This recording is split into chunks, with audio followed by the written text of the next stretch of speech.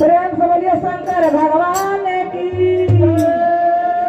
ए भैया पीछे से खड़ा बा, कब तक जयकारा तो लगा ले भोलेनाथ के नाम पे। हाँ हाई दीदी बहना ला बाड़ी पिछुआरा लुकाई गई मंदिर के, सारा दुनिया मंदिर के अगवारा बैठ के देखला माता जी के दर्शन करेला, भोलेनाथ के दर्शन, राम जी के दर्शन करेला। अयोध्या पहुंच गई बा, कहाँ कहाँ से लोग चल गई बा। हाई दीदी लोगन गाँव में कहो के आई लोगन अगरबत्ती बार के माता जी के दर्शन करके चल गई थी भीतर। अब बाहरी ना आई है लोगन तो माता जी का ही दर्शन दे दी है। प्रेम से बोलिए शंकर भगवान की। अरे भोला बाबा से लागल बा, अरे भोला बाबा से लागल बा प्रीतिया हो। अरे भोला बाबा से लागल बा प्रीतिया हो। ए बाबा तनी ध्यान दे। अरे भोला बाबा से लागल बा प्रीतिया हो। बिना देखल नाये नावा ना माने हो, बिना देखल नाये नावा ना माने हो, बिना देखल नाये नावा ना माने हो, बिना देखल नाये नावा ना माने हो, बिना देखल नाये नावा ना माने हो, बिना देखल नाये नावा ना माने हो, बिना देखल नाये नावा ना माने हो, बिना देखल नाये नावा ना माने हो, बिना देखल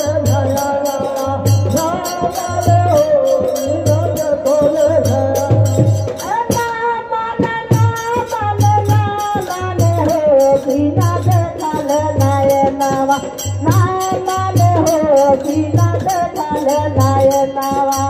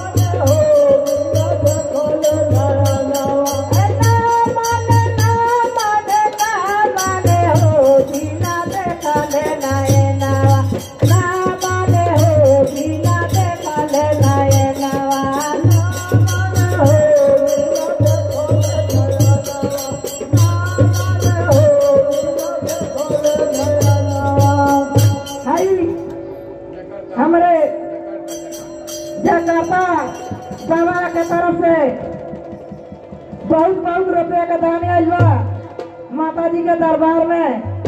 माता जी वहाँ का घर भंडार भरला रही और वहाँ के हमेशा इतना मौका दी कि गाँव समाज से जब करता नहीं करता बानी कम से कम वहाँ का कमाई से भी माता रानी के दरबार में कुछ न कुछ स्वागत होता रहे। ऐसा है नशा भजन कीर्तन माता रानी के दरबार में होते रहे। प्रेम से बोलिए मैया दुर्गा की। अरे ना माने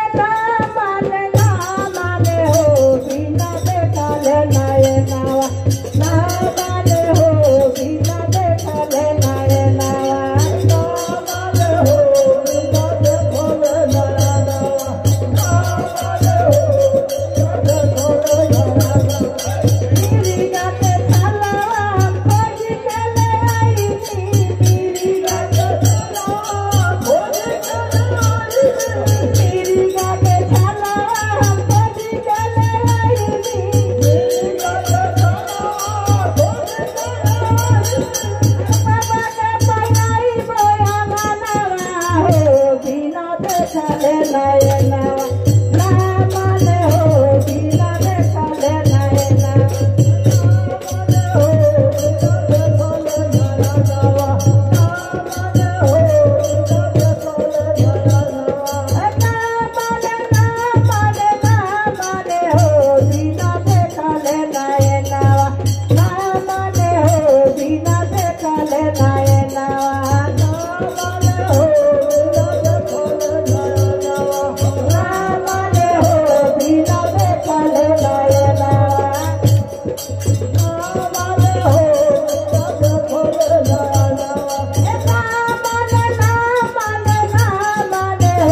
बिना देखा ले नाये नावा ना माने हो बिना देखा ले